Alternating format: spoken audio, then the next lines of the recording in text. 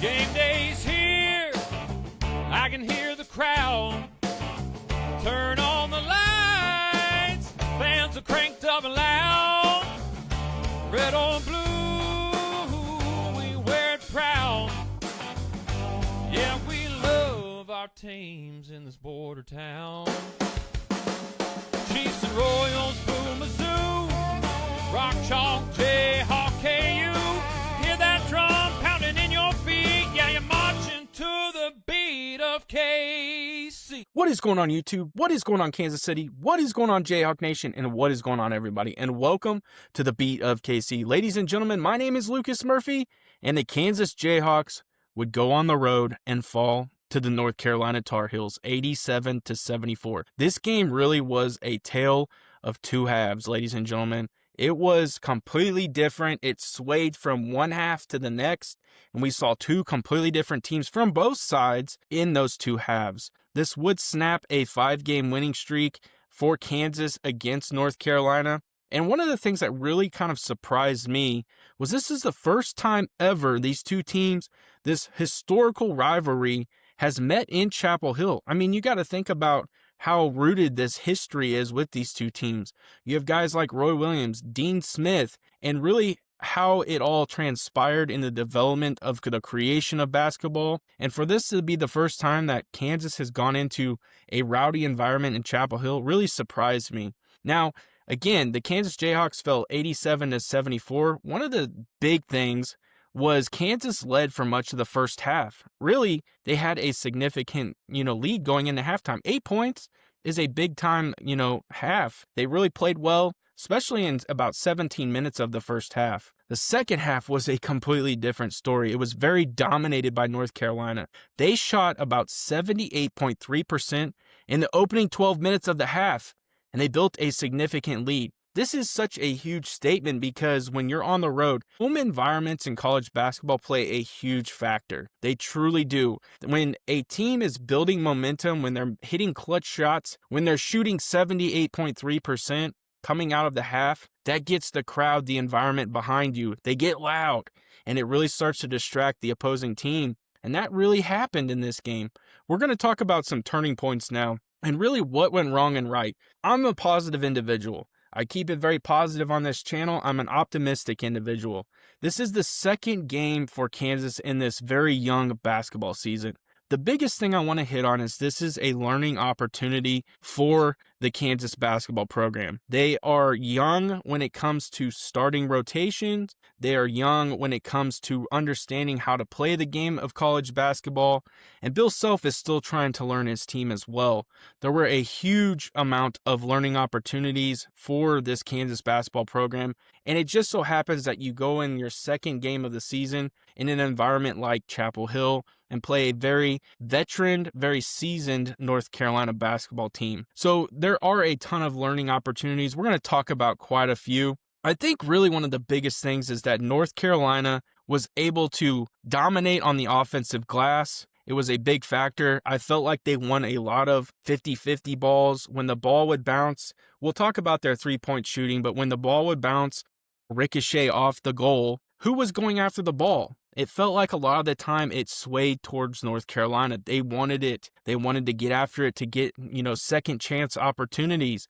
So they really were a big factor on the offensive glass. They grabbed 16 offensive rebounds and converted in transition, which really, again, swayed this game. 5 of those offensive boards came in the first 7 minutes of the game, which really kind of kept them in the first half for a degree until Kansas was able to kind of take the lead before halftime. The big shift really occurred in the second half, coming out of halftime, when North Carolina, who was down by 8, turned around and ripped off a 29-9 run, ladies and gentlemen. 29-9 run in the first 8 minutes of the second half to seize control of this basketball game.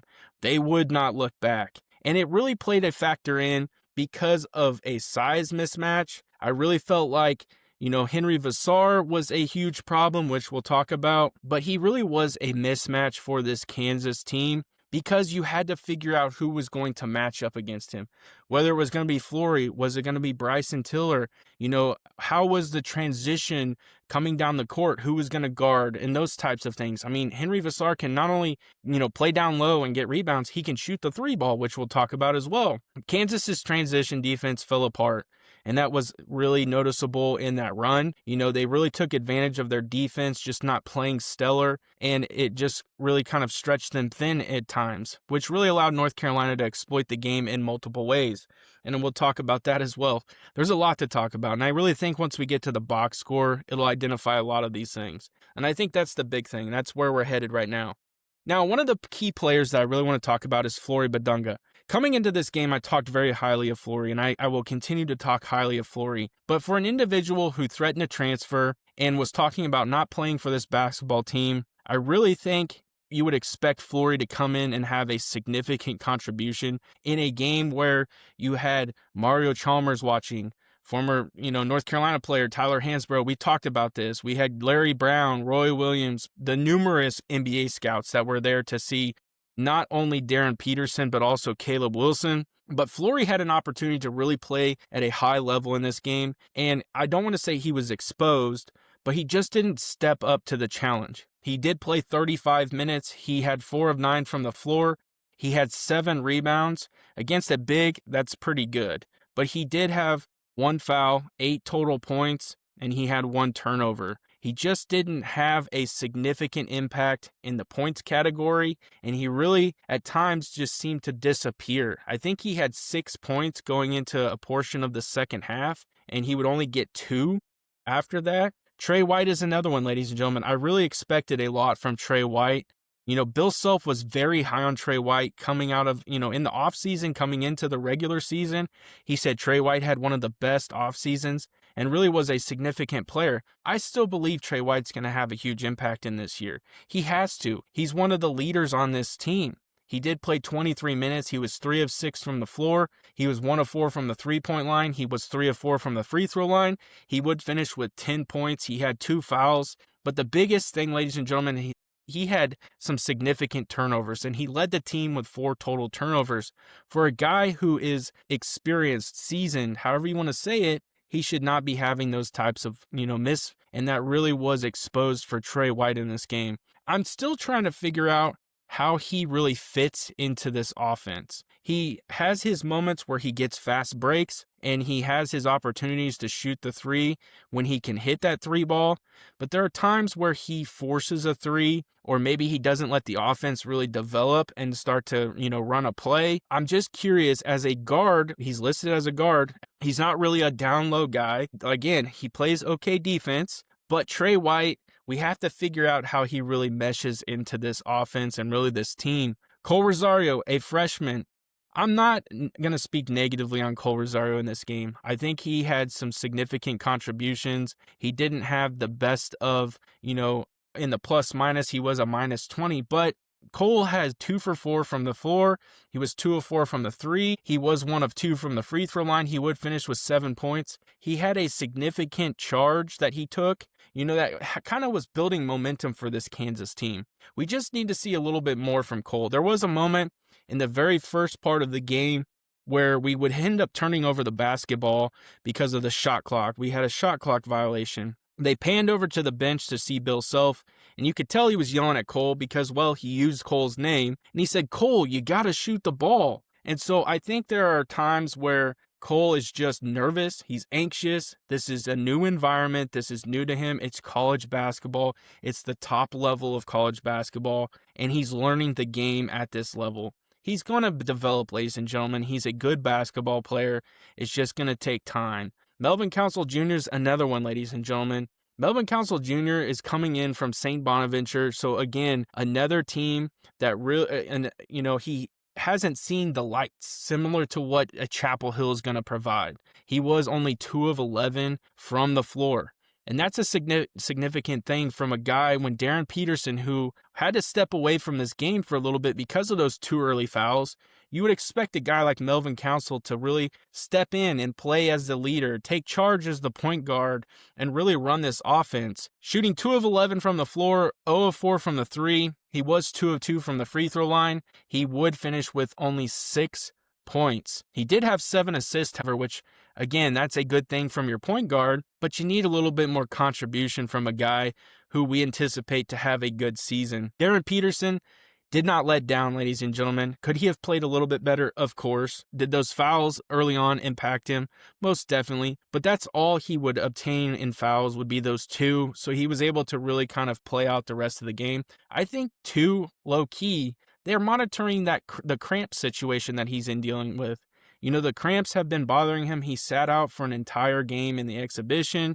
He had to be pulled in the first game because of the cramps. So I'm sure that they were trying to be cautious with him at the same time. And so I really think that in that mindset, they were kind of like, okay, Aaron Peterson's going to get this many touches and this many minutes and that type of thing as well. Even though they say it's not limiting him, I think they're still cautious because there's so much basketball left in this young season. He was 8 of 14 from the floor. He shot 3 of 5 from the 3-point line. He was 3 of 5 from the free throw line.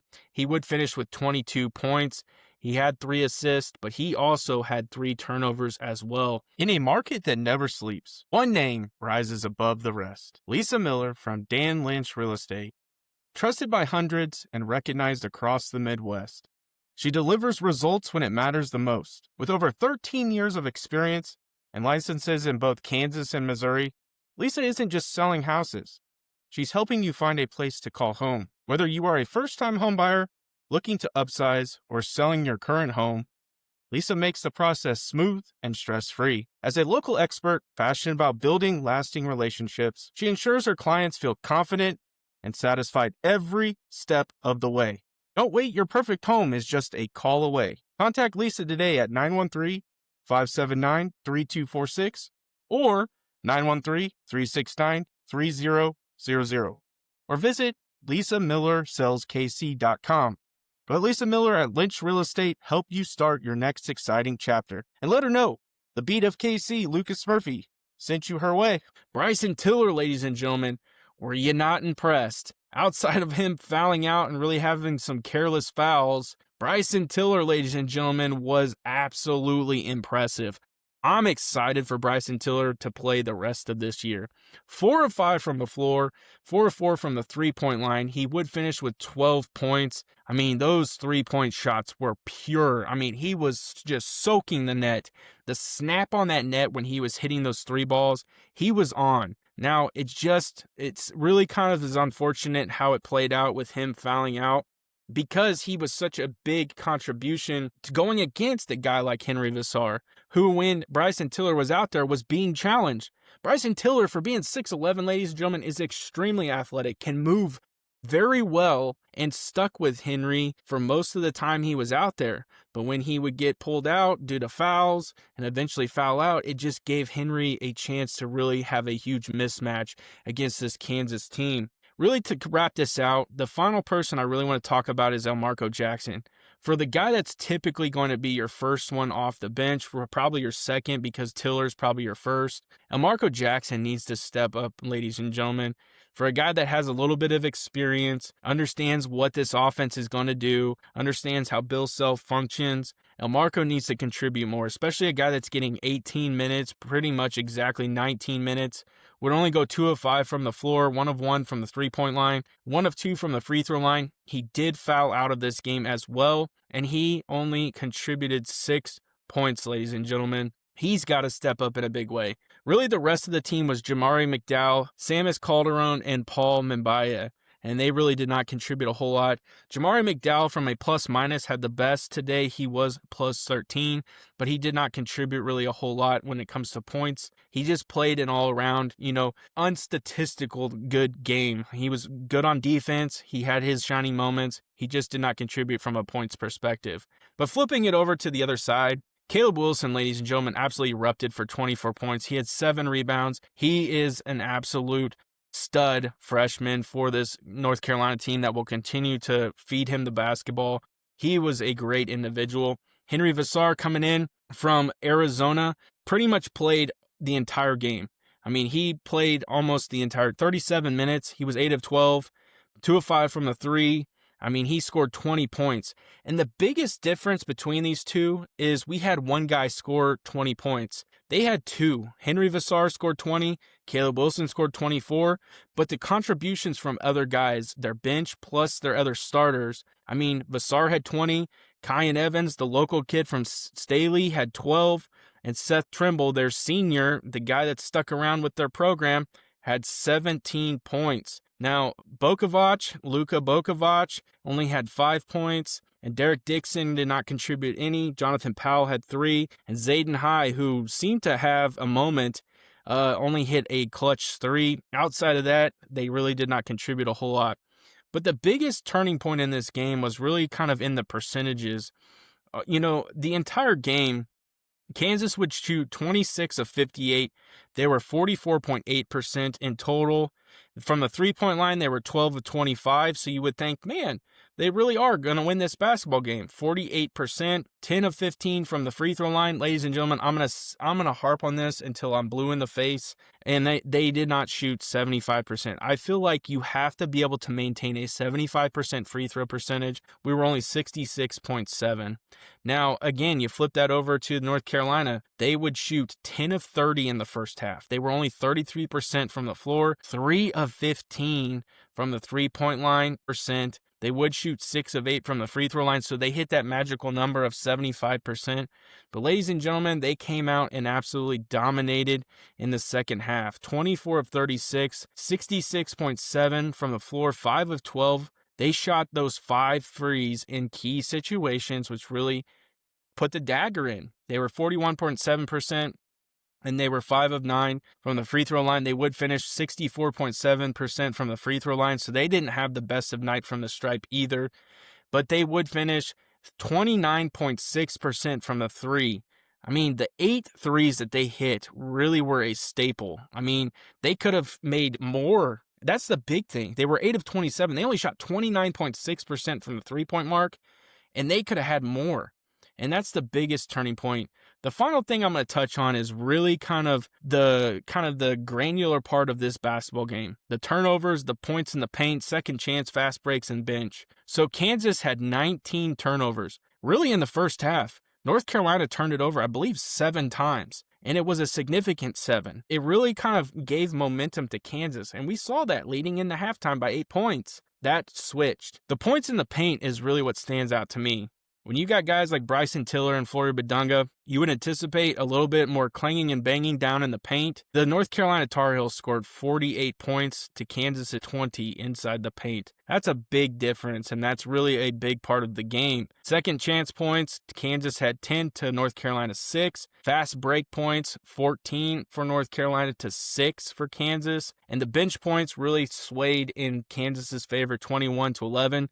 And I think really that's because Kansas had to go to their bench in a lot of aspects. This really was a big-time game, ladies and gentlemen. There would be 5 lead changes, and it really was tied 6 times. And Kansas led for most of the game. They led 20 minutes and 32 seconds to only North Carolina's 16:43. But when you have a 29-9 run coming out of the halftime, that's really the biggest difference in this game. I want to finish this with it's a learning opportunity. It's a chance for Kansas to go back, study the film, and educate themselves on where they need to improve. This is the second game of the year, everybody. We can take a deep breath. There's a lot of basketball left.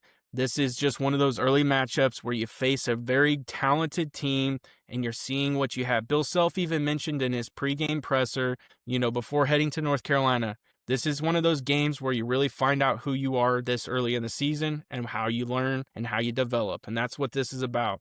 I think the biggest thing is Kansas has to be able to understand when Darren Peterson is not on the floor, who's going to step up and score, who's going to step up and be a leader, and who's going to take charge. And that's the biggest thing. I appreciate y'all checking out this video. It means so much to me. I appreciate all the support you guys have given me. Make sure you guys smash that subscribe button, smash that like button, and I end every video the exact same way. Have a good day.